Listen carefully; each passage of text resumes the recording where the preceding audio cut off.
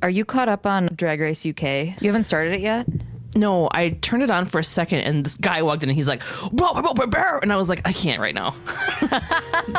It's too late. I can't get like hyped like this before bed.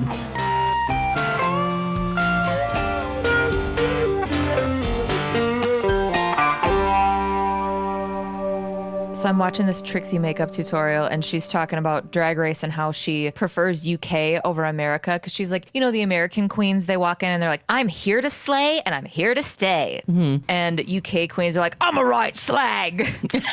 Yeah, I mean, that was like pretty much exactly like the first episode. First guy walked in, he was like dressed sort of like a frog or looked kind of like a frog. Yeah. And he was pretty much just like screaming British slang. And I was like, I can't get hyped up. I love it. I'm also struggling right now because I know you love Gen Z. Mm-hmm. The last time we talked about it, you called them genderless Nazi punchers. Yeah.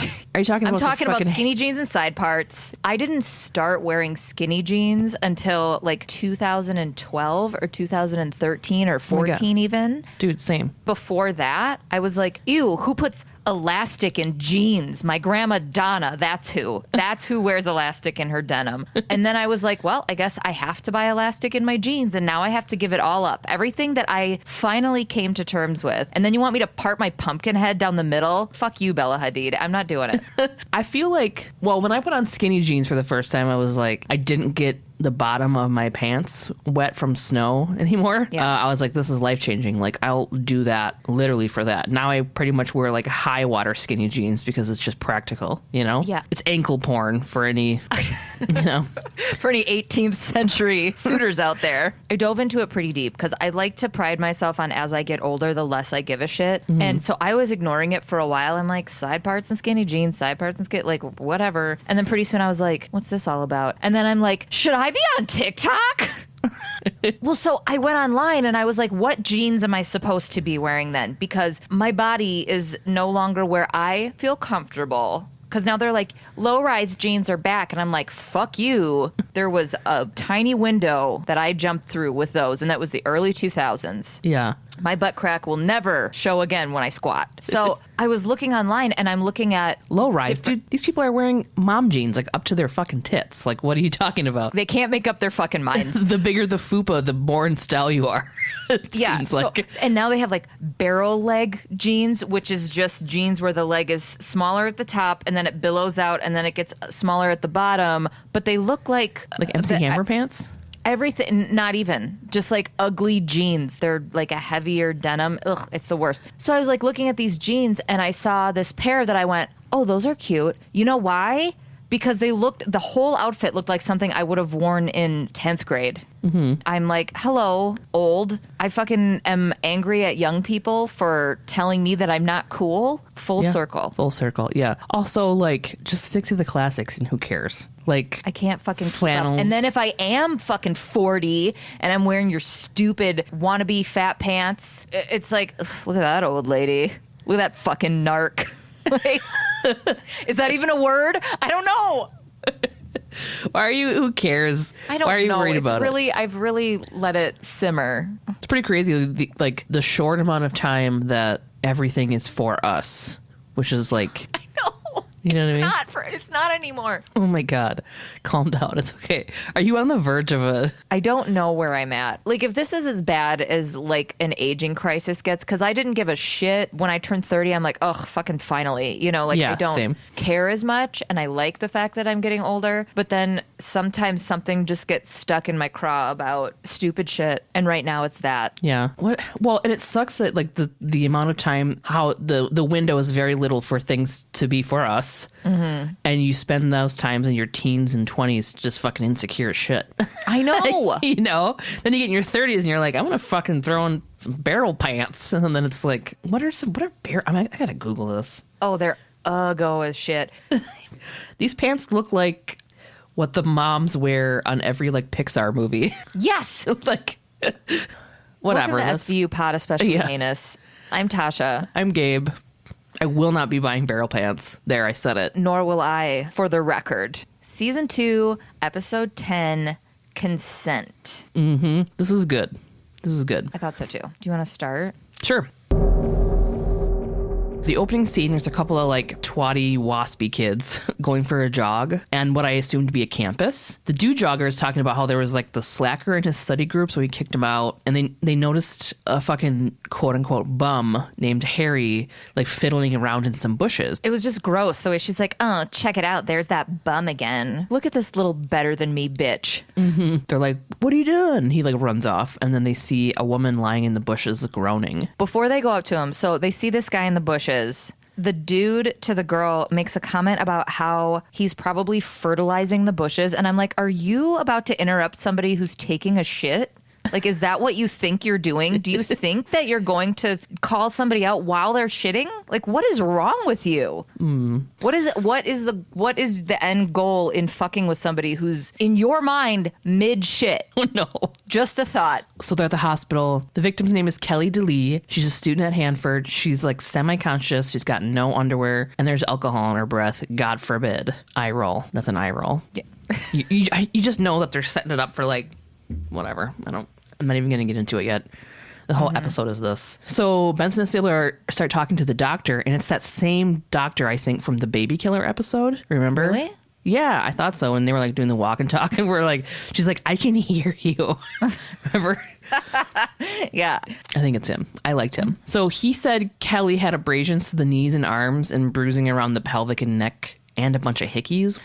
He didn't do a rape kit because after the exam, Kelly like just didn't want to go any farther. And he was kind of hoping that Benson would be able to like talk her into it. Right. Obviously she does because they're doing an exam and Benson's right next to her the whole time. And she's like holding her hand and she's just fucking motherfucking Olivia Benson. Like she would stay for an entire rape kit. Yeah. The doctor wants to give her a high dose of contraceptives and some antibiotics that will help prevent STDs. And Kelly's like super upset and she like doesn't know what's going on. Benson told her that the rapist didn't use a condom and the doctor found semen, and then she starts crying because she was a virgin. Kelly's roommate Dana comes up to the front desk looking for her, and Stabler happens to be out there and he like intercepts her. Kelly's roommate Dana is played by... I can't remember her name. I just leave that shit up to you. Michelle Monaghan. She's been in a million things and she's super recognizable. One of her most recent notable things is True Detective. Oh my God. Yeah. Yeah. But yeah, she's super young in this, obviously. She's a great actress. She's been in a bunch of stuff. Yeah, I'm really surprised because I watched True Detective like a million times.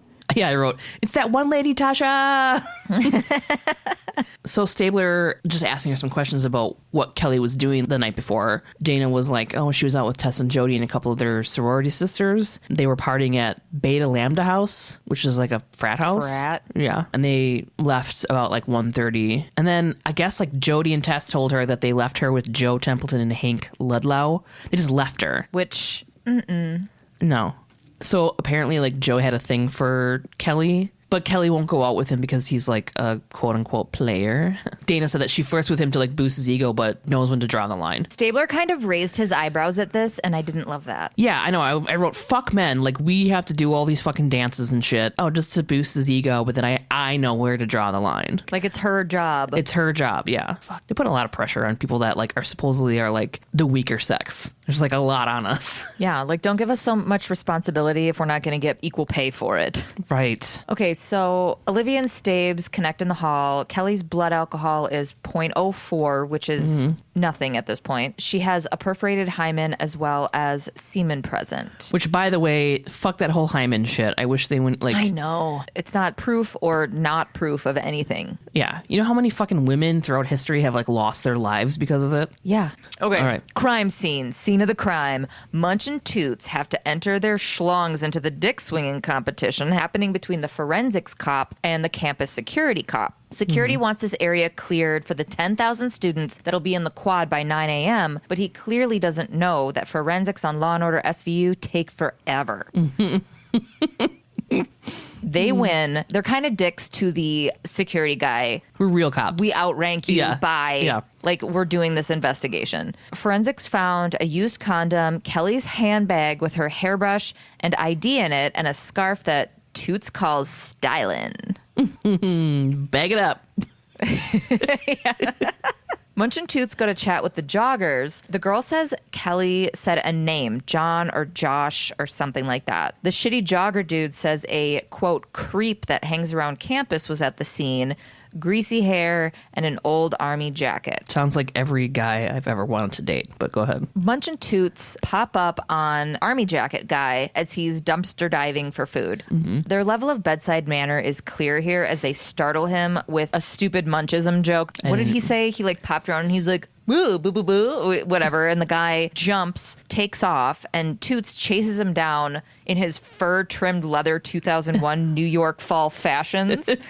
This whole chase thing was like really odd because it was like a whole thing. There was like music to it and everything. And it was really just Toots kind of like hard leaning in and grabbing the guy by the side of the arm and being like, hey, stop. His name's Harry, and he's got Kelly's credit card in his pocket. They take him in for possession of stolen property. And they're also like, why did you run? And he's like, because you were chasing me.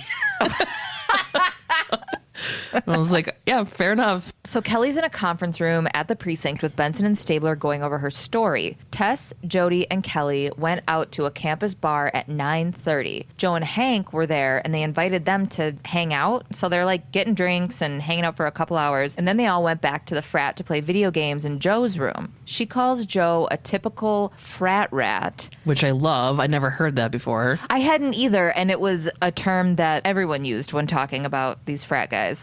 But yeah, she said that they flirted, but nothing serious. She had had 1 or 2 margaritas and a few sips of beer when they got to the house. She says the last thing she remembers is all of them sitting on the floor and laughing, and then it gets fuzzy. She remembers feeling cold and someone pulling on her hair and then nothing. She doesn't think she was drinking enough to end up in that state, but she still blames herself. She's like got her head in her hands and she's going, what did I do? Yeah. Oh, like you didn't do anything. And even if you did get fucking wasted, you didn't. This isn't your fault. Fortunately, this is an episode that Olivia's empathetic. Yeah. And she's sitting there like looking at her like she feels really bad for her deciding what Olivia's thinking. But she's looking at her like she's feeling really bad for her and like she just wants her to see that it's not her fault. Yeah. Munch and Toots are in the interrogation room with the homeless guy, Harry. He's got a bit of a rap sheet. Oh my God. We had Lloyd a couple episodes ago and now it's Harry. I'm sorry. I need to pay attention to what we're doing. Yeah. He's got a little bit of a rap, nothing crazy like petty theft, etc. But he does have a thing. He got in trouble for like peeping in on girls at the dorm. He says he's never hurt anybody. He said he found her stuff in the bushes and was on his way to Lost and Found, but stopped at the trash can to look for hot food. And then he like kind of laughed and fucking Toots like goes like slams his fucking hand down. You fucking think this is a joke? And they want his DNA, but the dude is like freaking out over needles. And he just starts telling them what happened. Well, they were kind of like, if you tell us, you don't have to deal with the DNA test. He says he saw her come out of the frat house super early in the morning. She was like all wobbly and fell down a few times. And then the last time she fell was in the bushes and he went over and like took her money and cards. He says he didn't rape her though. And then they open the door and he's being taken away by a cop and he's like, you sons of bitches, you said I wouldn't have to take a needle. And Munch is like, well, we lied. They always tough guy it so hard and it's like, why are you guys being such assholes when you know you're gonna run his DNA anyway? Are you getting off on treating a person like subhuman or what? That's what like people... Toots, are you trying on your shitty cop Munch jacket? What are you doing? Stop it. If this dude's DNA comes back negative, they're back to square one. And they still haven't found her missing underwear. And I fucking hated hearing Cragen say the word panties. I fucking hated it. Oh, Cragen's like, you guys go talk to her party companions. And then they have to also like fill in the 6 hours that she doesn't remember. I can't believe they're not on their way to go talk to the frat guys. If we're going to generalize anybody on this show, we're not going to go, you know who might be able to explain some shit? Shitty little boners running around campus. Yeah. So Benson and Stabler are at the sorority house Kelly goes to. Delta Kappa Delta. They're talking to Jody and Tess. They were the 2 friends that she was with. Fucking, they say they left the house at 11. These girls, when I'm talking about these like anti-skinny jeans, mandatory middle part girls, these girls are from the year 2000 and they look exactly like the girls that are TikToking my age into existence. Me throwing this fit is what makes me sound old. Yeah, it does. So... Just kidding. Anyway, these 2 are judgy cunts, and I hate them. Yeah, they were all drinking, but Kelly was like really drunk. They said she was hanging all over Joe, and it wasn't anything new. She was always glued to someone. So they were at the frat house for a while, and then when Kelly stripped down to her undies, they called it a night. She was giving Joe a lap dance. They just left her there. And Benson was like, you just left her there? And they're like, yeah. Ugh. When I worked downtown, you know, Madison's a college town, so I'd get done with work at the bar, and I would see girls girls wandering the street alone, fucking barefoot. I've watched so many fucking hammered ass girls home. I see this girl, she's hammered ass drunk. She's got next to nothing on and it's cold outside. It was like 3 a.m. Myself and a friend were like, we're walking you home. Where do you live? And she lived in one of the sorority houses. On Langdon, yeah. She's like, thank you guys so much. It's so nice of you. And we're like, we just like really can't have you on our conscience. And then we get to the door of the sorority house and this girl opens the door and I'm like, were you out with her tonight? And she goes, yes. Thank you. And I'm just like, no, you need to be a better friend. You need to take care of her. She shouldn't be out here for us to find because somebody else could have found her and I'm putting that on you. And she's like, okay. Well, here's the fucking thing is like, we should be able to leave people alone and like friends alone and go and do whatever and not have to fucking worry about getting raped. Yeah, we should. We should, but it doesn't work that way. Right. You know, there's part of me that's like, I don't want to put on women and be like, you should be this, you should be better. I want to be like, to all men, you should not rape people. Oh, yeah. But no, that's not how fucking things work. Ideally, in an ideal situation, that's not something that has to be done. Yeah. But in the reality of the situation, we have to protect each other because we can't trust anything with a dick to do it. Right. Anyway, Munch and Toots are off to talk to Joe and Hank. First up is Munch talking to Joe. I did not know that they offered a dorky magician major at East Coast universities because this fucking David Copperfield looking motherfucker, pick a card looking motherfucker. This guy, do you remember what he looked like? David Copperfield. You don't need to look it up. He looks like he does close magic. He looks like he's the guy who's got a trick pocket. Yeah. Anyway. Trick pocket. Are these flowers for you? Look, I'm just trying to get to work, dude. Give me my coin back. It's behind my ear. Joe tells Munch, quote, yeah, she had the hot ticket, and I'd have been happy to punch it for her if she hadn't puked all over the floor. Kind of put the muzzle on Mr. Happy, if you know what I mean. Ew. We know what you mean, Joe, you fucking dork. That is not a human person who it's a robot programmed to be a fucking frat douche. Programming for frat boy. Bleep, bloop, bleep. Flip cup. Champion. Bleep, bloop. That guy has a middle part. Yeah. Tell me about how cool he looks. He tells Munch after that he left her to sleep it off in his bed and went down to the living room to sleep on the couch. Now Toots is talking to Hank, and Hank clearly fashions himself after 90s teen magazine cover hunks. You know what I mean? Fucking JTT, Andrew Keegan, the older brother from Boy Meets World. He tells Toots that he and Joe slept in the living room. He also said that Kelly had made her way through the Kappa fuckstick house before setting her sights on Joe. Yeah, she's a slut, so she deserve it. Yeah, and Toots goes, so you're saying she was asking for it? And I'm like, get her, Jade.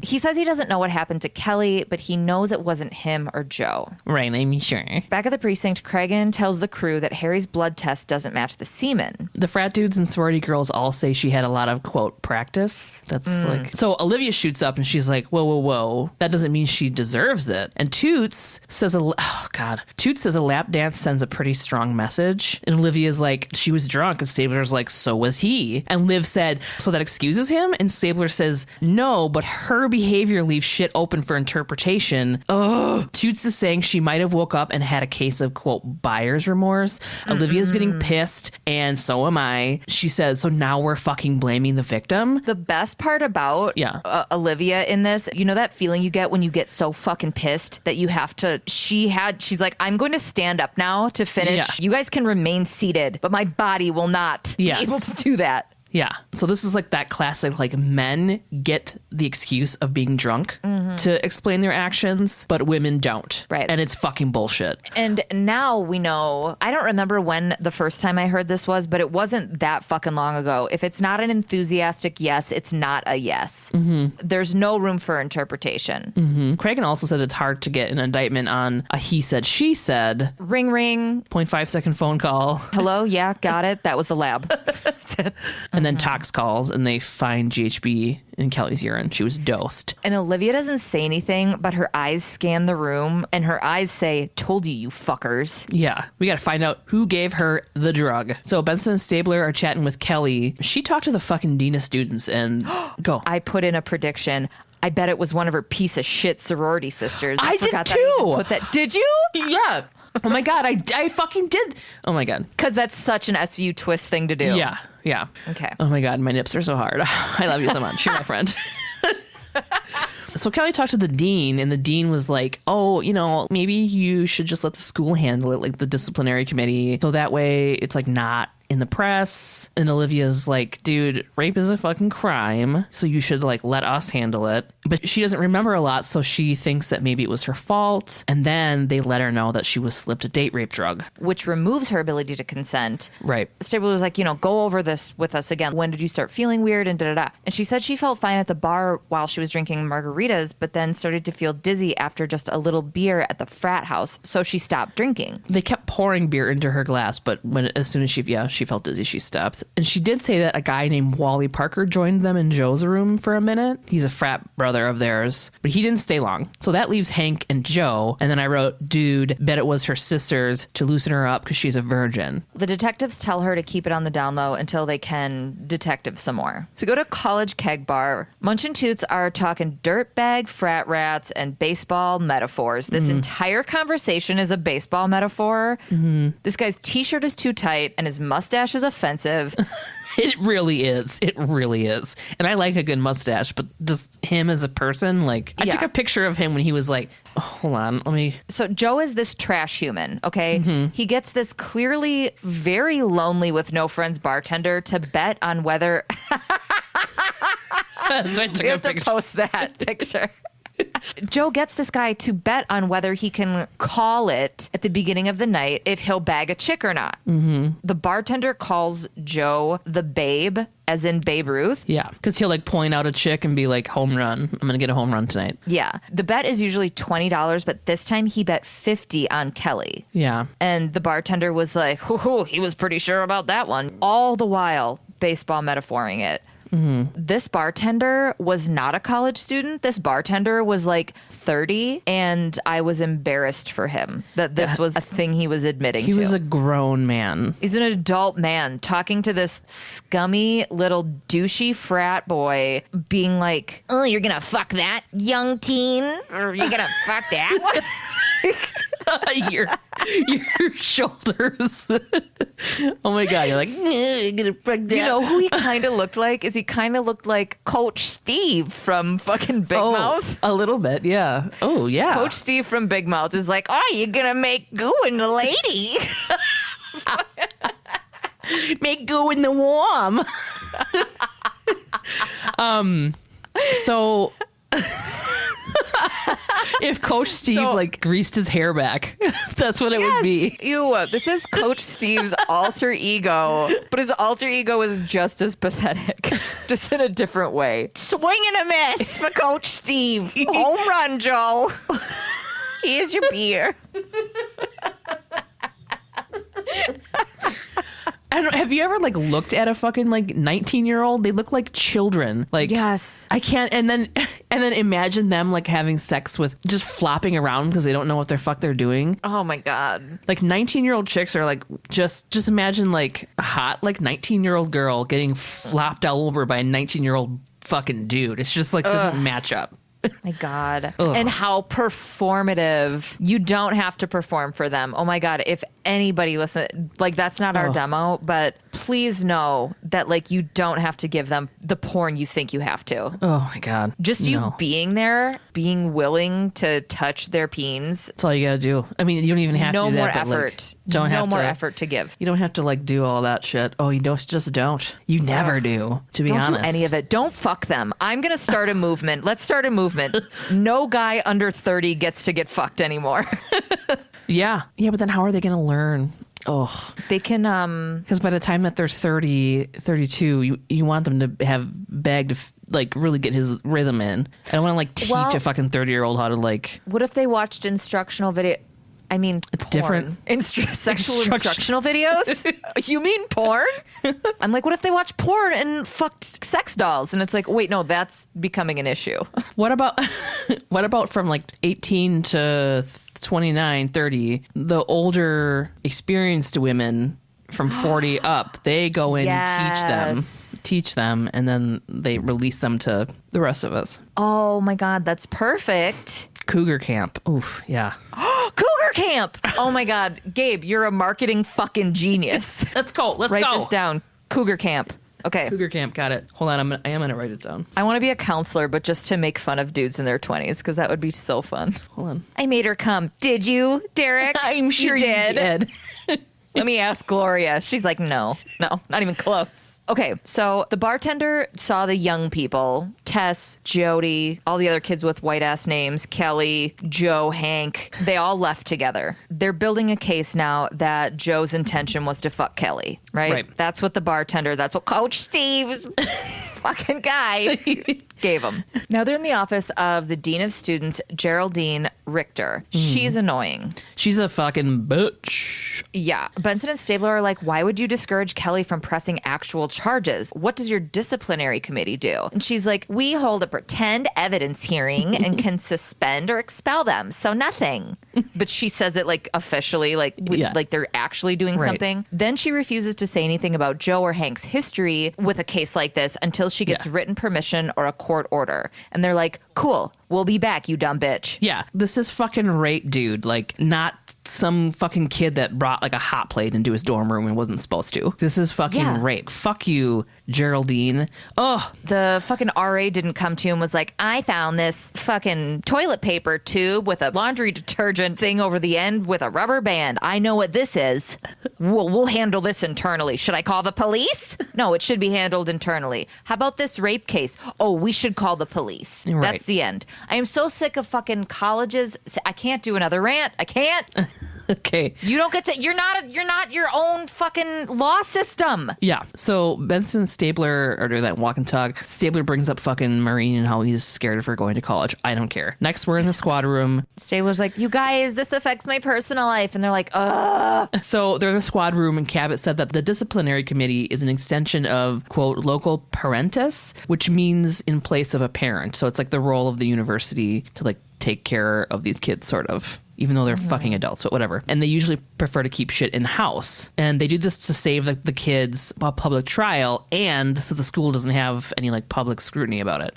So there's like this catch-22 here, because the university will squash a subpoena for Hank and Joe's files without evidence, but they need the files of Hank and Joe for evidence, like to get evidence, right? Yeah. Does that make sense? Yeah, the evidence that they need are in the files, and they know that they're in the files, but they can't access the files without a warrant. They can't get the warrant without the evidence. Yes. So it's this thing where they're like, okay, we got to figure out this fucking circle jerk. They think that Joe's done this kind of shit before, and so that there's got to be more victims out there. And they know he has because his fucking bartender buddy. Right. Yeah. Do we go back to him? The babe. Joe leaves with he drinks more beers than he pays for. That's what he said. He said that. They got to find some other victims so that they can get probable cause. Munch and Toot said they made pals with Nick the Dick, the campus security guard that they were like giving shit to about the forensic thing. Yeah, Munch was like, let's talk to our buddy. And Toots is like, that guy fucking hates us. Yeah, and he's like, yeah, but like let's appeal to his fraternal sense of brotherhood with cops. And then let's not forget about the third guy, Wally Parker. Then they were like, they put their hands in the middle and they were like, break, SVU. Go sex crimes. So Benson and Stabler are chatting with Wally Parker. First of all, this guy is totally my type, like tall, chubby, bearded. Yeah. And then I regret saying that. Oh, yeah. First scene, I go into it further later, but first scene with him, I said, he looks like Bevers from Broad City. No. Abby's roommate? Bevers isn't my type. Yeah. No. So he said he wasn't in Joe's room for very long, and he like talked to Kelly a little bit, but when he was there, she seemed like lucid and was totally clothed. Mm-hmm. But then Stabler puts the screws to him, and he's like, hey, right now we've got you pegged as an accomplice, so if you have any more, you better talk. Yeah, he's like, forget your frat brother, fucking brotherhood, blah, blah, blah. Right. So he says around 1 a.m. he went down for a drink of water. Joe and Hank were sleeping on the couch, and he saw Kelly was in Joe's room crying. Her hair was messed up. There was puke on the floor, and she wouldn't tell him why she was crying. He offered to walk her home, but when he went to get his coat and came back, she was already gone. Munch and Toots are with the security guard. I fucking love this guy, by the way. Me too. He's like, oh, are you here to fucking like bust my chops again? And they're like, no, we actually came to apologize for being kind of harsh. You know how it is, us all being cops, you know, when our boss is breathing down our necks. And the guy was like, cool, I'm getting my criminology degree to become a Fed, so... Yeah, and Munch is like, hey, you know, like my cousin's a G-man, like I can put in a good word for you. And this dude is like not falling for their like buddy cop routine thing. And he's like, what do you guys really want? Like, why would you put in,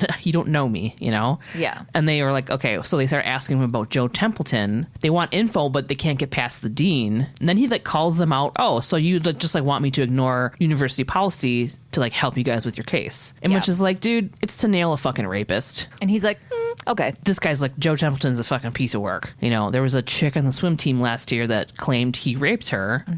Joe got her drunk and did her while she was wasted. I hate that when they fucking say. I know. I thought of you as soon as he said did her. Yeah. I'm like, oh, Gabe's going to hate this. I don't like it either, just for the record, but... Joe got her drunk and fucking raped her while she was wasted. So she pressed charges through the university disciplinary board. So obviously nothing happened. Yeah. There's no record of it because it went through the college disciplinary committee. So the cops have no access to it. What she described sounded very familiar. So then Munch and Toots go to the pool to talk to the survivor in that case. Mandy Schumacher. She tells them her story. So she drank a bunch at this frat party and remembers Joe pulling her hair and being on top of her, right?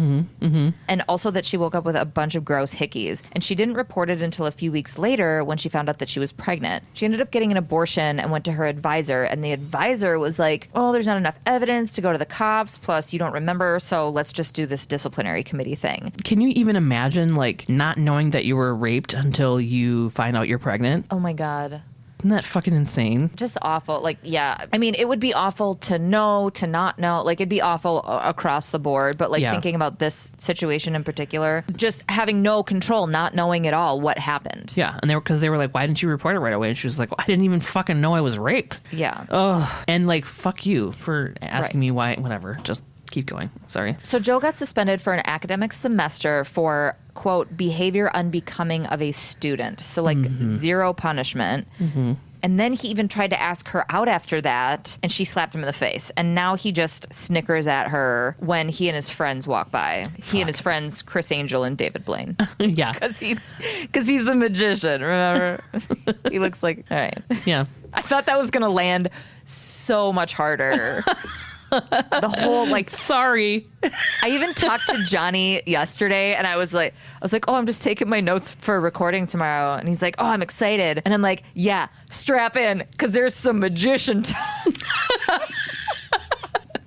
All right, the whole gang's in Cragen's office. The final labs are in, and not only was there semen, but also gonorrhea. Oh, shit. Right. They have enough for a subpoena for those disciplinary committee records, so they need to go get that. Cragen also wants Joe tied to the purchase of the GHB, then they can really fucking nail him. In the dean's office, this is just a transition scene. It's just to show that they got the subpoena so they can get the file, which then gave them enough for a search warrant. So now they go to the frat house. Oh my God. The pal Wally is JJ from Wet Hot American Summer.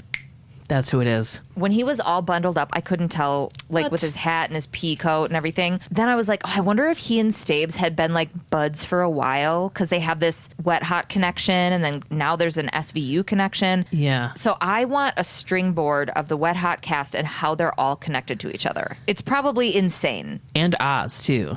It's like everybody from Oz is in SVU. Yeah, but like, I mean, it's all a 6 degrees of separation. Like, they all connected to Kevin Bacon, but it's like everyone's connected to SVU. SVU is the nucleus of Hollywood. So the detectives are in Joe's room, like digging through shit because they've got this fucking warrant. Wally's in there and he's like, come on guys, this is an invasion of privacy. And the cops are like going through his disgusting fucking frat boy room. Ugh, can you imagine? So they find a pair of girls' underwear with blood on them, blood on his unchanged sheets, and an eyedropper with liquid in it. To the lab! Apparently the lab can get them results in an hour, but end the backlog exists because they can't get rape kits tested. Yeah. So they're in the movie theater lighting fucking dark ass lab. It doesn't even make sense. It should be like bright as shit. There should be fluorescent lights covering the ceiling, but it's like this dark fucking, you're not developing photos in high school. So the GHB in Kelly's urine and the chemicals on the dropper are the exact same. So she was fucking roofied, obviously.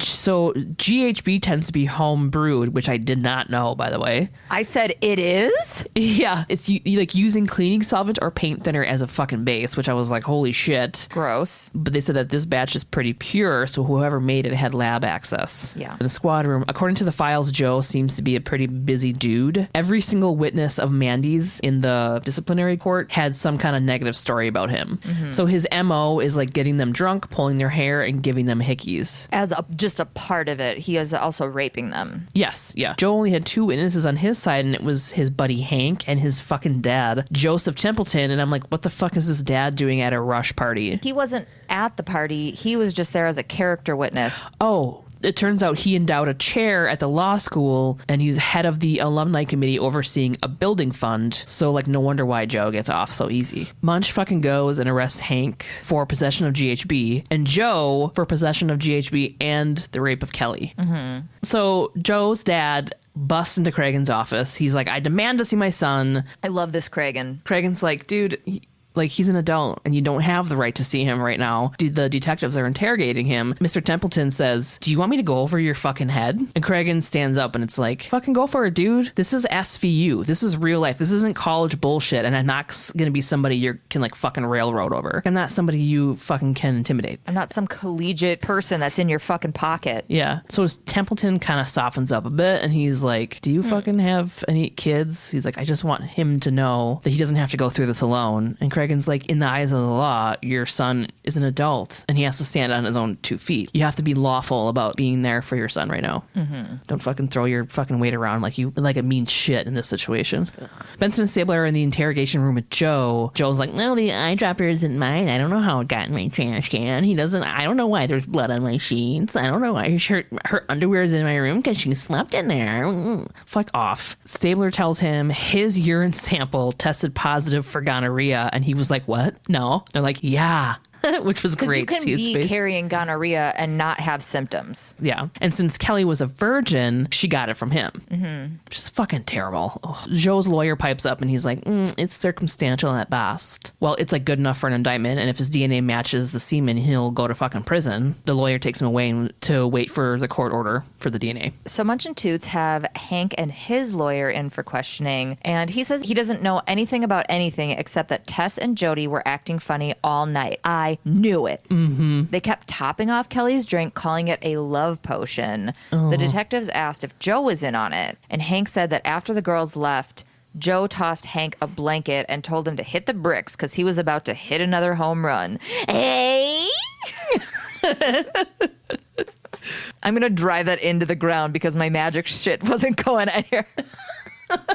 They're in the squad room and they're reconvening with their information. It comes down to this. They need to find out what Tess and Jody's motive would be to participate in getting their friend raped. Benson and Stabler walk and talk with Dana, the friend from the beginning who brought Kelly a change of clothes to the hospital. She's spilling the tea to the detectives. Tess and Kelly didn't really get along, and Tess even tried to keep her from getting into the sorority house. Turns out Tess and Joe were dating last year. Kelly didn't know, and when she met him and he flirted with her, she reciprocated, and it pissed Tess off. Tess blamed Kelly when Tess and Joe broke up. Then a few weeks ago, Tess got the clap, which is gonorrhea. Assuredly from Joe, obviously. Yeah. Dana told the detectives that she overheard Tess telling Jody that she wanted to get even with Kelly because Joe's the one who gave you gonorrhea. Whatever. Yeah. We've gone off on this like fucking narrative that females have been roped into like having with one another. Internalized misogyny. Tess started being super nice to Kelly all of a sudden then, but still talking shit behind her back and telling everybody that she was sleeping with everyone. Yeah. Then the night before they went out, Dana saw the two girls pouring chemicals together. And at first I was just like, what the fuck is this? Like they've got this like, blah, blah, blah, blah, blah, like lab happening in this girl's bedroom. And she goes, they had a biochem book. So I assumed that they were doing homework. I'm like, okay, well that makes it believable then. Right. You know, I picture them in like goggles and lab coats, and she's like, "What are you guys doing? Nothing. Okay." Yeah, there's like bubbles and smoke coming out of everything. They look like Breaking Bad, and they're like, "Hey, you going to Taco Bell?" They're in the Hanford University Organic Chemistry Lab. Tess walks in on Munch and Toots clearing out the chemicals in her station, and she turns around and runs off. And she's wearing this purple faux fur crop jacket, and I hate her, but I would probably wear that jacket. She clearly runs all the way back to her sorority house because she runs into her room and finds Benson and Stabler going through her shit. They got a warrant, bitch. Turns out Tess is a biochem major and has the GHB formula written in a notebook. Under love potion. Yeah. Now they're in the interrogation room with this fucking little bitch Tess. She's being interrogated by Benson and Stabler. So possession is just the beginning of the charges. They can prove conspiracy. Then she's also on the hook for rape, for taking away Kelly's ability to consent. And this fucking bitch says, "You'll never prove that." Benson's like, "Dude, one of your sorority sisters already fucking ratted you out." And then Stabler twists the knife a little bit more. She told us Joe gave you the clap before dumping you for Kelly. Oh, and then Olivia says, "And what better way to get back at Kelly for flirting to make sure she got the clap too?" What? How does that thinking, like, I don't know. She was like, "You guys can't prove anything." And they're like, "We're going to search the house and find the shit you used to make the GHB. So she hard lawyers up. They give her her phone and leave the room. But they're watching on the other side of the glass with Cragen. And as they do, Cragen goes, "Do you think she'll take the bait? She wasn't calling a lawyer." Yep. So cut to the sorority. Jody gets off the phone, obviously with Tess, and runs downstairs. And Dana kind of like follows her to the basement, or at least is like watching her. Dana appeared into that scene like the reverse of that gif of Homer Simpson backing into the bushes. Yes, exactly. Jody runs down to the basement and grabs a backpack full of chemicals. And she's trying to scoot out of there, but fucking Munch and Toots are there with a goddamn warrant. Boom, yeah. Sorry. She's like, "You bitch." And I'm like, no, you bitch. Yeah. And then Toots arrests this stupid ass hoe. You dumb bitch. You dumb fucking bitch. God, my neighbors are probably like, what the fuck is going on? Jody, Benson, and Stabler are in interrogation. Their threats of prison don't scare her. She's like, "My dad would never let anything happen." Ugh. But she's a fucking adult. Her like fucking fingerprints are on the eyedropper. Like, her dad can't help her. She's like 40. Benson's like, "Look, I was in a sorority too. I know that fucking like sisterhood shit runs deep, but Tess sold her out." Well, they make her believe that Tess sold her out, and the Yeah. phone call was done by Tess to get Jody caught. Yeah. And I'm like, "Ooh, you clever detectives." Yeah, she made the phone call that put Jody in the basement. They know Tess had beef with Kelly. Stabler actually says beef, by the way. But Jody did the dirty work. And right as she's saying, "You don't understand what Tess will do to me," her lawyer walks in and shuts her up. Jody's dad is a justice, by the way. Yeah. "Hey, Justice Tomlinson, your daughter is a psycho." Yeah. But anyway, this lawyer's like, "Shut up. Get out of here. We have nothing else to say." So we're in Cragen's office. Cabot thinks Jody's lawyer and her dad will reconsider pulling the plug on talking once they see the evidence. At the very least, they have them on possession, possibly rape 3, and acting in concert. And then Munch and Toots walk in. Bad news. Joe and Hank's semen don't match Kelly's fucking rape kit. What? Yes. There's some scarf they found in the bushes with Kelly. There were 2 distinct fibers, one from Kelly and the other that matches the semen. But whose is it? Benson and Stabler show Kelly the scarf. She said it looks familiar. And then she kind of gets this like weird look on her face. She's obviously like realizing she knows whose scarf it is. Then we see Wally in the precinct conference room. Benson and Stabler walk in. Stabes is such a cop or my mom here. Both? 100%. Terry. He plops an evidence bag containing the scarf in front of Wally as Benson makes a comment about frat boys and their nicknames and stuff. Stabes just sits down, hard looks at the scarf, and then hard looks at Wally like he's trying to do some math that he already knows. And then he goes, "Wally, that's kind of fish, isn't it?" Wally is flustered. They tell him the semen matches his hair, and he tells them the truth. He found Kelly in Joe's room. He says she seemed so sad, they went back into his room to sit on his bed and talk. She kissed him then, and he says the rest just happened. "I didn't know she was drugged. I thought she wanted to be with me," which did make me feel bad for him for a minute. Yeah, I don't know. I was just like, this sounds like classic incel shit. Oh, Like, for a minute. Let me be very clear that for Yeah. a minute is a big Yeah. part of that sentence. it's like you saw barf on the floor, you fucking puke. Like, Yeah, and then when they brought that up later, I was like, yeah, ew, you're gross. You're a gross opportunist. he's like, I brushed her hair out of her face. I'm like, okay, incel. That sounds like I'm gonna tuck her hair behind her ears. Like, whatever, fuck off. So we're in Cragen's office, and Cabot's like, doesn't matter if Wally knew or not. It's rape by statute. Cragen's like, well, can we offer him a deal? Which I thought was like fucking, I don't know, kind of bullshit. They really want to go after Joe, who's Yeah. fucking home run rapist extraordinaire. Yeah. Cabot's like, dude, Wally's DNA is the only concrete fucking evidence that we have that link a rapist to the victim. Right. And then Stabler's like, it just doesn't feel right like that. The kid goes down misreading mixed signals, which... Cabot's argument there is if she lets him go, the whole thing unravels, and she can't go after the girls for conspiracy to commit rape without a rapist, Yeah. and there's not enough evidence to connect Joe as the rapist, even though he really did fucking rape her. She says she might be able to offer him a lighter sentence for his testimony, but they have to hit the grand jury first. Yeah, there's a chance that Joe could walk, so they really can't afford to lose Wally as a defendant. Outside of the grand jury room, Benson is giving Kelly a pep talk. She's like super nervous, of course. She's scared, and then she sees a glimpse of Wally, which, whatever. She's like, I don't want to see any of these people. So Kelly's on the stand, and she's telling them what she remembers. She was in the hospital shaking, the doctor telling her being raped, and she was scared. And she said it felt like someone stealing a piece of her soul. And she said you can't get it back even when you know who did it. She says she doesn't really remember the night, but she does remember her life before it, and she'll never be the same person again. They're doing this thing where they're showing everybody on the stand telling their stories of what they found. The forensic chemists finding out it was GHB, Stabler finding the notebook of Tess and Jody with the recipe for GHB, Dana saying she saw them mixing it the night they went out with Kelly, Hank saying Jody and Tess kept laughing and filling up Kelly's glass with beer and GHB, and that Joe said he was going to hit a home run. Oh boy, why isn't that guy there? The hospital doctor saying there was a torn hymen and gonorrhea, but Wally didn't have it, so someone else infected Kelly. Munch discovering the underwear in Joe's room and blood spots belonging to Kelly on Joe's sheets, and then the crime lab saying Joe had gonorrhea. Benson and Kelly walk into Cabot's official sandwich eating room at the courthouse. I know. And then that one guy comes in, one lawyer comes in and grabs her pickle and just... So Cabot says, Wally's lawyer served us with a cross 190-50. What? That just means that Wally wants to testify in front of the grand jury. Cabot needs to hear from Kelly if there's anything she can give her that might have made Wally think his advances were welcomed.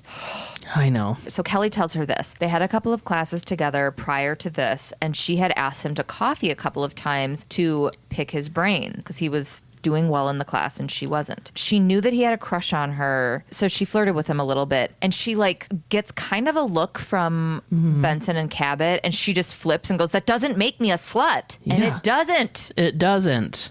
Cabot's like, I'm gonna cross-examine him and rail his fucking ass, so don't worry about it. Yeah, she's got it. So she does. Yeah. He's up on the stand explaining that they started as friends and that night they had sex, but he swears he didn't know she was drugged, and he like goes to get up. Well, I'm done here with that. And Cabot's like, just a second. You saw the barf, okay, her matted hair, her watering eyes, and you thought she was of sound mind to consent? Like, this guy's coming back from studying. He Yeah. didn't party with them. He went to go study and then came home. So by all accounts, that this guy's fucking sober. Yeah, you knew she was under the influence and you still asked her to your room. Like, please. She seemed fine? No. Yeah, and then he defends it by saying she had flirted with him prior and then that she had kissed him. Well, he actually said, she looks sad. And Cabot said, and you took that as an invitation to have sex? Which I thought was like... Hey, guy, she had puke on her shirt. But yeah, so Wally keeps making all these excuses and whatever, and she's like, must have just been your lucky night. Ugh. And Wally's like, but I'm a nice guy. I'm a nice guy. I was so nice, I deserved it. Benson and Cabot are outside waiting for the jury to come up with their verdict. This dude comes out and hands Benson and Cabot the piece of paper. It's obviously not good because they like both are like, meh. So Benson meets up with Kelly. The grand jury indicted Tess and Jody on possession, but didn't return charges on Wally or Joe. So apparently the jury was split on consent. The idea of consent. Yeah, they believe Kelly was drugged, but don't believe that the dudes knew. She's like, but the dean expelled him, so that's good. I'm like, fuck this shit. Fuck it. Yeah, and that's hardly punishment, especially since Joe is a genuine, full-blown frat-ass rapist. Right. Wally is a fucking opportunist rapist. Yeah. So that's it. That's fucking it. Kelly's like, I never took those pills the doctor gave me. What if I'm pregnant? And Benson's like, I'm probably not the person to ask. Oh, yeah. That's right. Mm-hmm. She's like, I haven't told my just parents. Like alluding back to the fact that she's a product of rape. She's like, I haven't told my parents yet. She's like, you probably should talk to them. Yeah. Okay, first, as far as this chaser goes, we're going to start it out with a little mini lesson on GHB. You can skip this if you went to raves in the 90s. GHB stands for gamma hydrobutyric acid. That's the only big word I'm going to say. Okay. A few things it was developed and used for medically is cataplexy, narcolepsy, and alcoholism. Rarely it was used for that, but it was one of the things it was used to treat. It was also used as a general anesthetic for a time. Recreational GHB is used to obtain a feeling of euphoria. It lessens inhibitions. It can raise one's libido. And also, like any good club drug, it makes you want to be friends with everybody. Yeah. Higher doses of it is what put it into the date rape drug category. In higher doses, it creates drowsiness, amnesia, and unconsciousness. Accompanying those can be nausea, dizziness, agitation, depressed breathing, and death. Mm-hmm. Also, it's a tiny bit of liquid, and it's colorless and odorless, and it's a little bit salty, but won't change the flavor of anything. I was curious to find out how people make it, since it said in the episode that people cook it, and I thought it might be hard to find, but I typed in GHB and Google was like, GHB recipe? Do you want to cook GHB? I've got recipes for GHB. And then immediately I found an article that was like, here's how you cook GHB, but definitely don't. But here's the recipe. But if you see these ingredients in somebody's house, they're cooking this terrible shit. But don't forget, you'll need pH strips to cook this sweet, sweet GHB. And I'm sure the recipe was like, oh, you want to make GHB? I was raised in a cabin in the woods, and and you're like, oh, come on. Just get to the GHB. And you've got to like scroll through all these morning lit photos of like a vial of GHB next to a cup of piping hot coffee. Right. As the kids played in the backyard, I contemplated. I thought, do I use my mom's recipe or do I spice it up? You know me. Follow me for more tips. Anyway, side notes on it as a recreational drug. It's soups addictive, and the come down and withdrawals are similar to ecstasy, as in like the come down from ecstasy was always referred to in my friend group as Suicide Sunday. Yeah, I mean, I never got into ecstasy, but I know that it's like super depressing. Like you're really depressed. Yeah, just it's really gross. And it's just, I don't know how many times I've gone to a friend's apartment with food for them, and one friend I'm talking about, and food for that person, and their blinds are drawn. It's like 1 PM, and they're just crying in bed. And I'm like, why do you love this drug so much? Like, I was like, I will never fucking do ecstasy, because I was just like, you're on the brink of fucking killing yourself after every time you do it. Anyway, that was ecstasy. That's not GHB, but it's similar things. Like people compared it. They called it liquid ecstasy. Okay, so now that we're all on the same page, we all know what it is. We all know what it does. On the Saturday night of January 16th, 1999, 15-year-old Samantha Reid told her mom that she was going to a movie with 2 of her friends. Her 2 friends were Melanie Sindoni. I don't know if it's Sindone or Sindoni, so I'll just say that. I'm not sure. And Jessica Van Wasanova. All of the girls were freshmen at Oscar Carlson High School in a Detroit suburb. Well, the girls didn't go to the movies that night. Oh no, they lied to their parents? What? They met up with Joshua Cole, who was 19, Daniel Brayman, and Nicholas Holschlag, who were both 18. And they all just fucking teened it up. They got Slurpees at 7-Eleven and cruised around in somebody's mom's van. And then they headed to the apartment of a friend of the boys, 26-year-old Eric Limmer.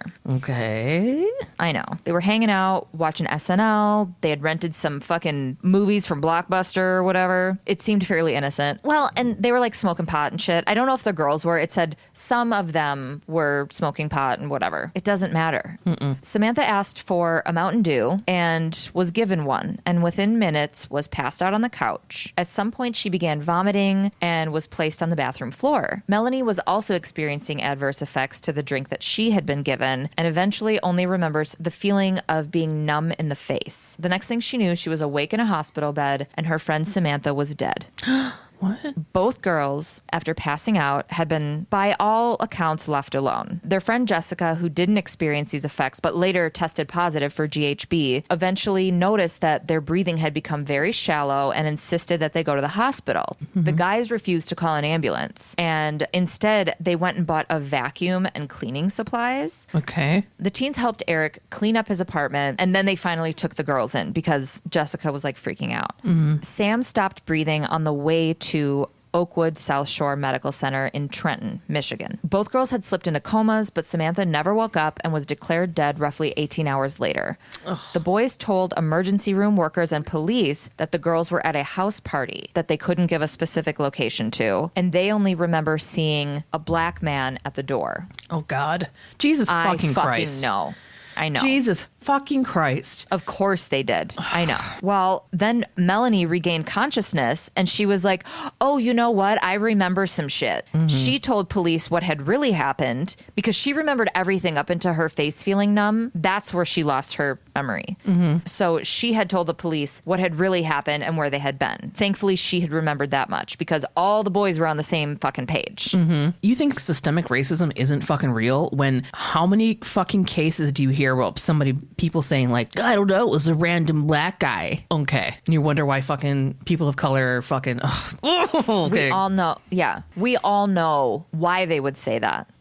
Anyway, it didn't take long for cops to get Joshua Colt to confess to spiking the girls' drinks. He had said that the boys wanted to liven up the party. Cool. Because of his confession, Joshua was charged separately from the others. They were all eventually found guilty of involuntary manslaughter and 2 counts of mixing a harmful substance. The GHB was supplied by old ass Eric Limmer, but he was found guilty on 1 count each of being an accessory to manslaughter after the fact, mixing a harmful substance, delivery of marijuana, and possession of GHB. At this time, GHB was considered a Schedule III drug and really had just been made illegal, like not that long before. It's funny how marijuana is Schedule I.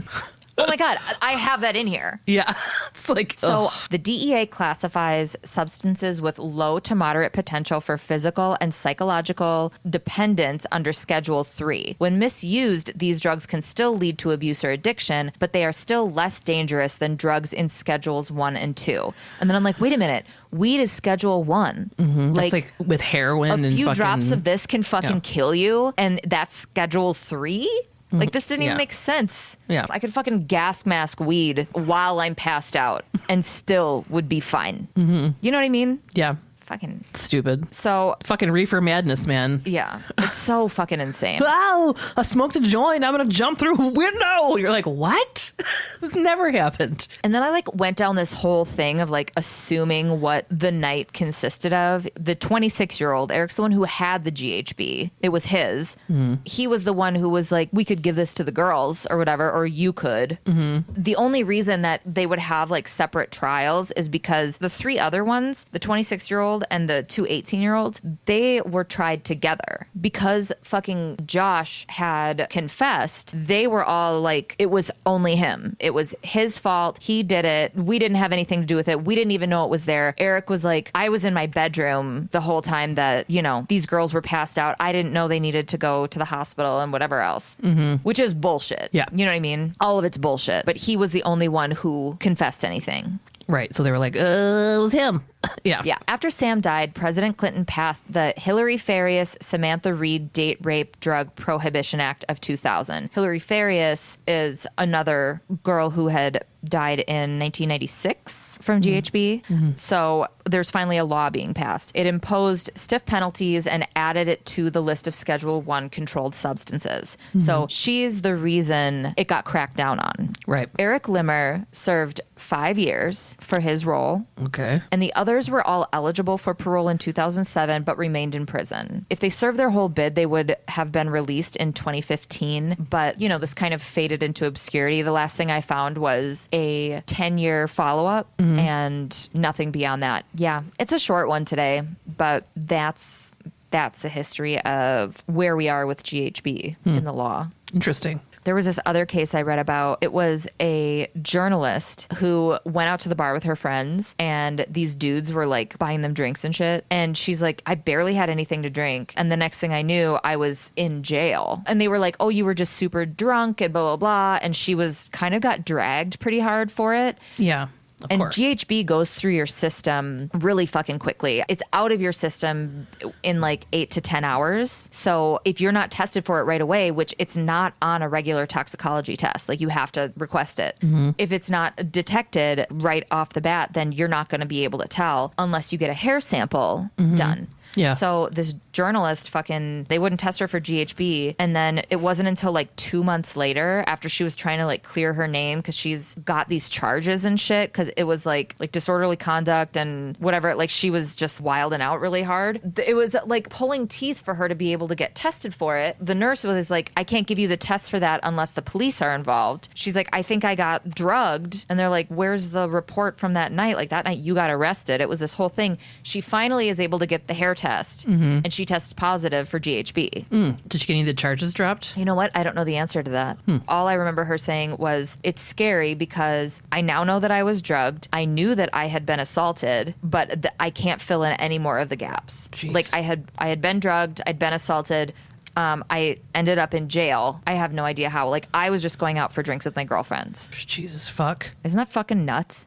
Okay, this is episode 10. We're halfway through season 2. So next week, we're going to have a little intermish and take a little break from episodes for just like a minute. All right, follow us on all socials at svupod. Check out our website, svupod.com. We've got merch on there, old episodes. Email us at svupod@gmail.com. Yep. All right. Well, love you. Bye. Love you, bye.